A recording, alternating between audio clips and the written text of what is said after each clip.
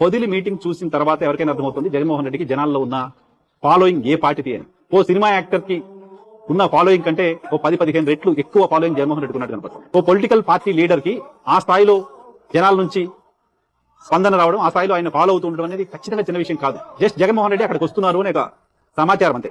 ఆ సమాచారంతో పార్టీ యంత్రాంగంతో సంబంధం లేకుండా, పార్టీ నాయకత్వంతో సంబంధం లేకుండా చాలా పెద్ద ఎత్తున జనాలు జగన్మోహన్ రెడ్డితో నడిచేందుకు, జగన్మోహన్ రెడ్డి చూసేందుకు అక్కడికి వస్తున్నారు. వైసీపీ బలం, వైసీపీ ధీమా ఇదైతే తెలుగుదేశం పార్టీ టెన్షన్ కూడా అదే. నిజానికి 164 స్థానాలతో కూటమి విజయం సాధించిన తర్వాత అసలు వైఎస్ఆర్ కాంగ్రెస్ పార్టీ గురించి పట్టించుకోవాల్సిన అవసరం కూడా లేదు. కానీ తెలుగుదేశం పార్టీలో ఆందోళన ఎందుకు ఉంది అంటే ఇందుకే ఉంది.